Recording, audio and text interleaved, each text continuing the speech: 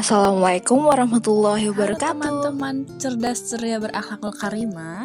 Bagaimana kabar teman-teman semua? Semoga selalu dalam keadaan baik-baik saja ya. Tapi kalau sedang tidak baik, nggak apa-apa kok.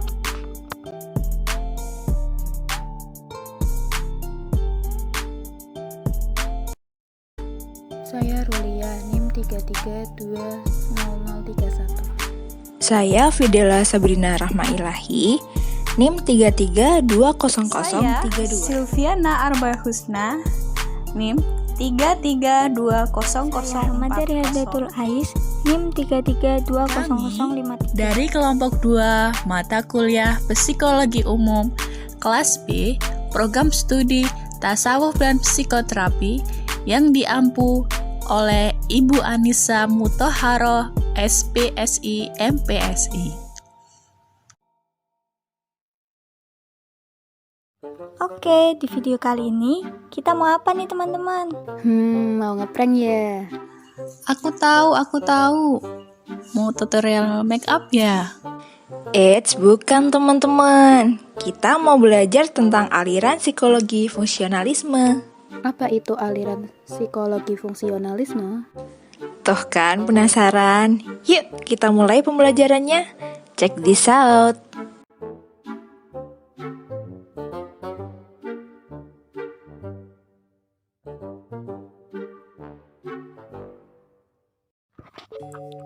Diperhatikan baik-baik ya teman-teman.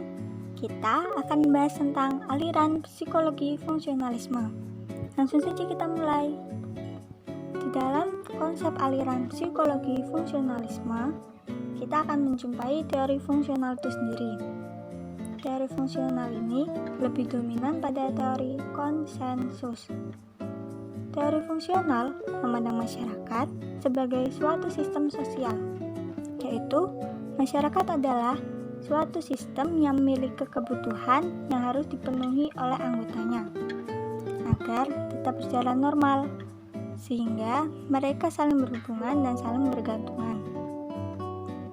Teori ini memiliki pendekatan yang berbeda dengan teori lain. Teori ini menggunakan pendekatan psikis atau min, yang memandang bahwa pikiran, proses mental, persepsi, indrawi, dan emosi adalah adaptasi organisme biologi.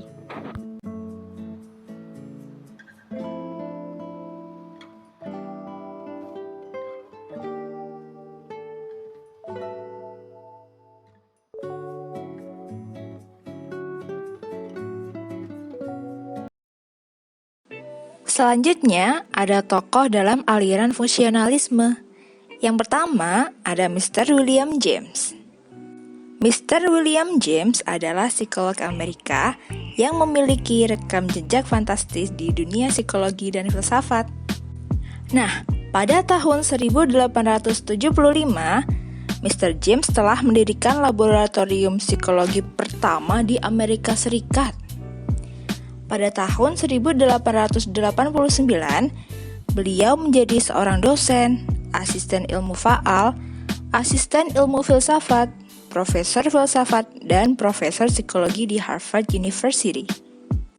1 tahun kemudian, Mr. James berhasil menerbitkan karya terbesarnya berupa buku yang berjudul Principles of Psychology. Seorang Mr. James menunjukkan keyakinan-keyakinannya yang tertuang pada karya agungnya.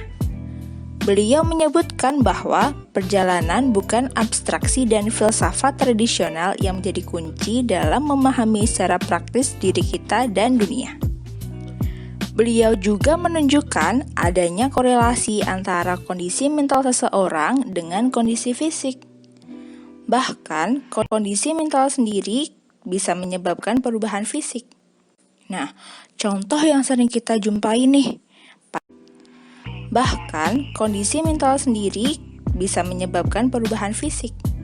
Nah, contoh yang sering kita jumpai nih. Pada saat ada seorang teman sedang patah hati karena putus cinta. Dia akan mengalami fase di mana nafsu makan atau keinginan merawat dirinya hilang.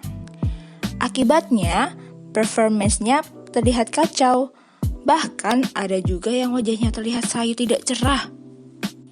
Selain itu, konsep yang dipegang teguh oleh seorang James adalah pengalaman murni, di mana pengalaman murni ini sebagai instrumen refleksi diri dari masa ke masa, sehingga tidak ada kebenaran mutlak untuk umum yang berdiri sendiri.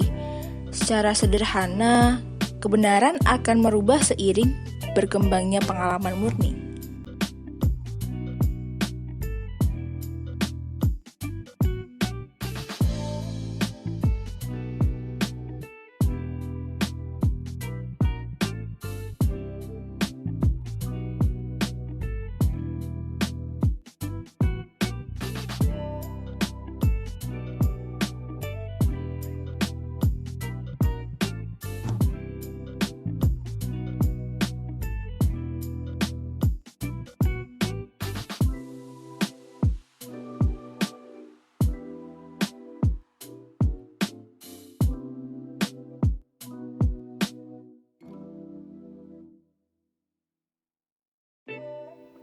Tokoh yang kedua ada Mr. Edward Lee Thorndike atau yang biasa dikenal sebagai Thorndike.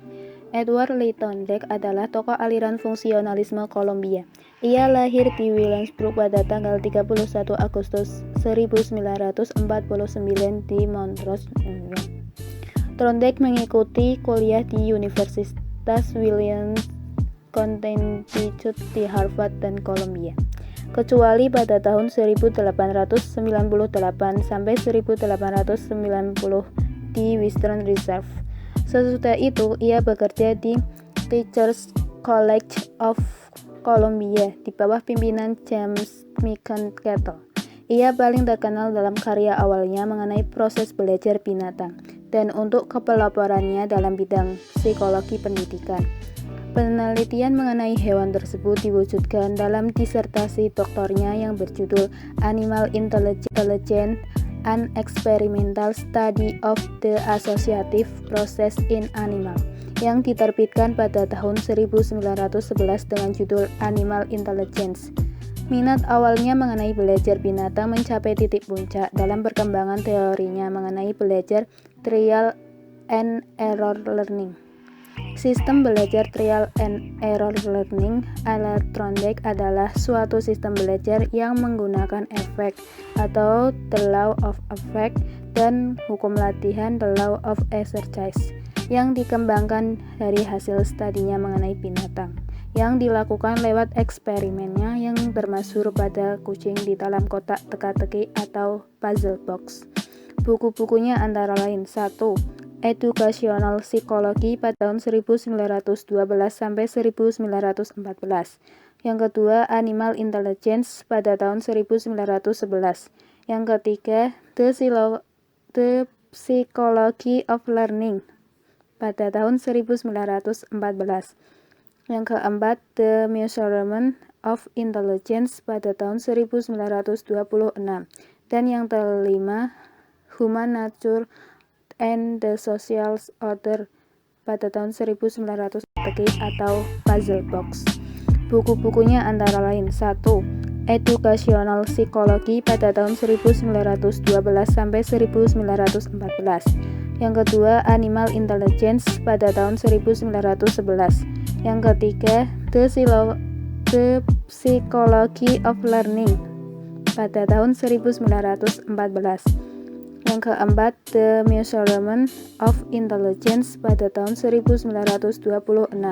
Dan yang kelima, Human Nature and the Social Order pada tahun 1940.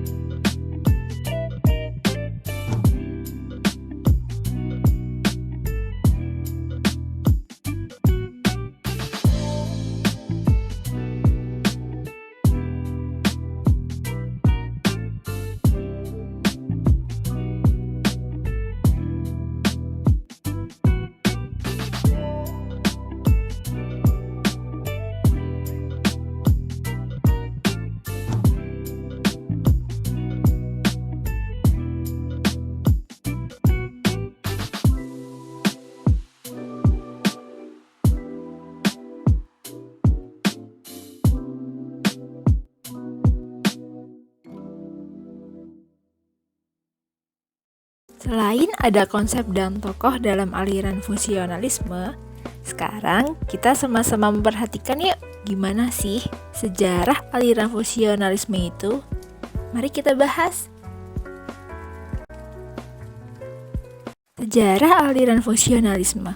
Aliran ini merupakan aliran psikologi yang pernah sangat dominan pada masanya. Aliran fungsionalisme berbeda dengan aliran lain. Aliran ini tidak hanya berpusat pada satu tokoh, tetapi memiliki macam-macam tokoh antara lain William James, Edward L. Thorndike, dan lain sebagainya. Fungsionalisme atau biasa disebut dengan psikologi fungsional, yaitu William James yang telah mempelopori perkembangan psikologi di Amerika Serikat. Fungsionalisme merupakan aliran psikologi yang menguraikan tingkah laku dan menekankan pada proses mental, menghargai pentingnya manfaat psikologi, serta mempelajari fungsi kesadaran yang menghubungkan antara kebutuhan manusia dan lingkungan. Sejarah aliran fungsionalisme. Aliran ini merupakan aliran psikologi yang pernah dominan pada masanya. Aliran fungsionalisme berbeda dengan aliran yang lain. Aliran ini tidak hanya berpusat pada satu tokoh, tetapi memiliki macam-macam tokoh antara lain William James, John Dewey, Angel, and James MC, dan Ken Kettle. Melihat dari namanya, aliran ini merupakan fungsi untuk mempelajari proses mental dan tingkah laku. Tidak hanya teori fungsional, aliran ini juga terdapat metode observasi yang mencakup 1. Metode fisiologis, yang mana menguraikan tingkah laku dari sudut anatomi tubuh dan sistem syaraf. Yang kedua yaitu metode variasi kondisi, yang mana tidak semua tingkah laku dapat dilihat dengan anatomi dan fisiologis, karena manusia memiliki sudut psikologis. Metode kondisi ini, stimulus atau rangsang terhadap seseorang dapat berubah atau divariasi. Kemudian, diamati dan dipelajari reaksi-reaksi yang berubah-ubah. Maka dapat dicari hubungan antara tingkah laku dan stimulus tersebut. Dengan begitu, dapat diketahui fungsi dari setiap tingkah laku tersebut.